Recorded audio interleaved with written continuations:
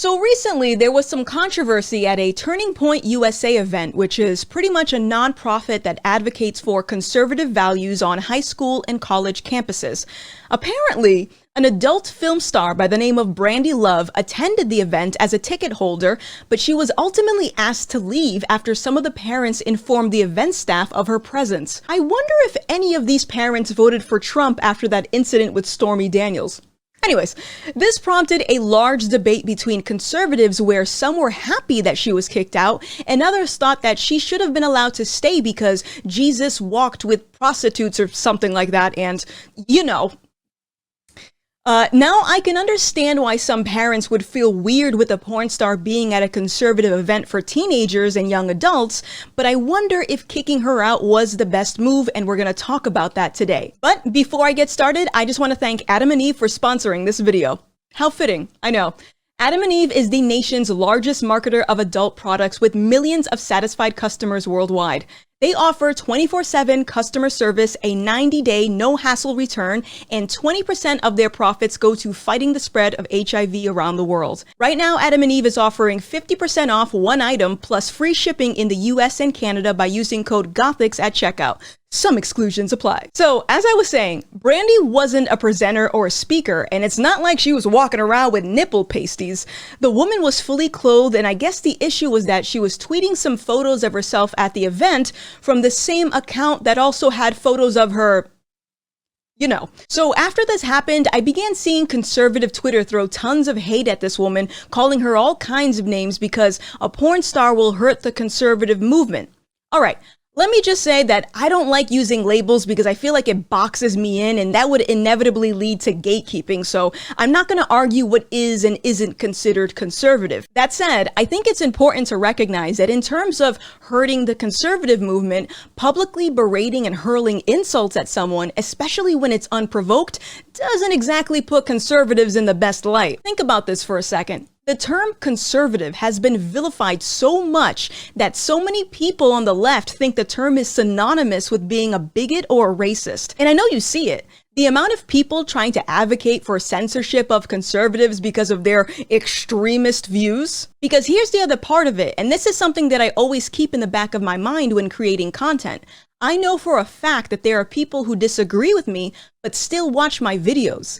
And that tells me, whether they want to admit it or not, something I've said keeps them interested enough to keep watching. So last year, I spent a lot of time watching conservative commentators, listening to conservative news, and speaking with conservatives so I could get rid of the misconceptions about conservatism that the media led me to believe. Now, if every conservative I spoke with bullied people out of their movement in the same way the left bullied me for refusing to think how Black people are supposed to think, I would have drawn a much different conclusion about conservatives. I think it's important to acknowledge that there are a lot of people watching from the sidelines that are trying to make their decision about where to align themselves.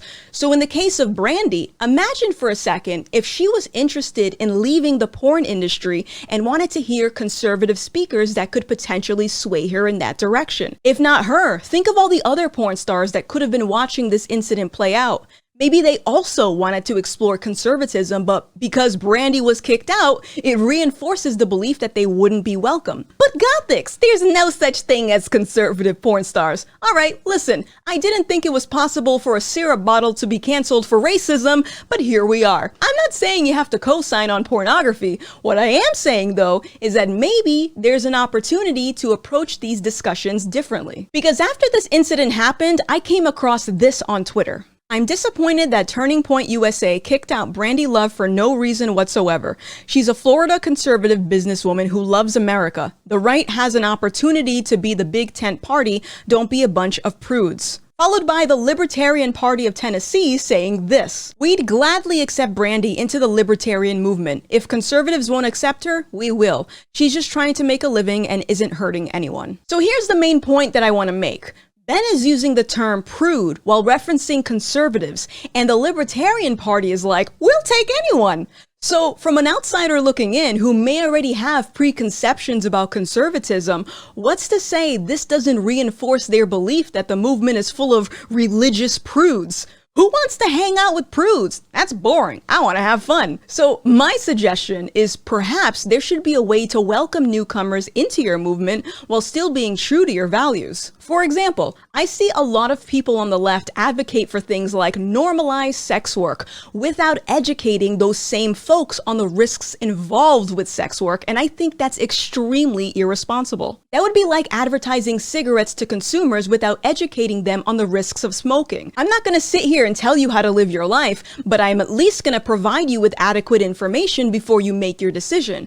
For me personally, I'm concerned with the influx of young women encouraging each other to start doing OnlyFans. When I was in my 20s, it wasn't as common for people to be so open and proud about the fact that they're doing sex work.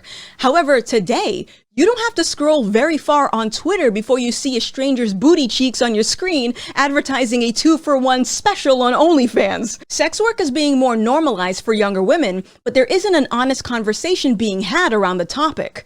I get that some folks need to pay their bills, but I worry that making something easily accessible is planting an unnecessary seed in their head.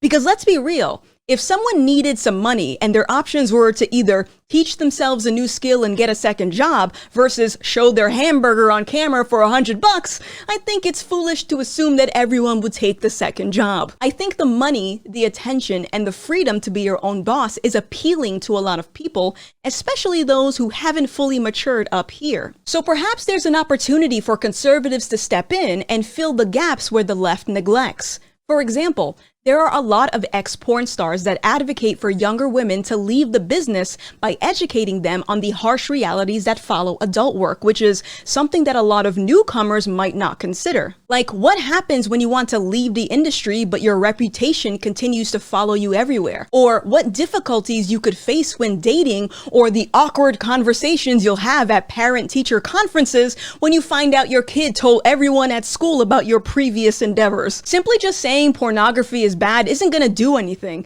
and guilting someone for doing it isn't going to work either.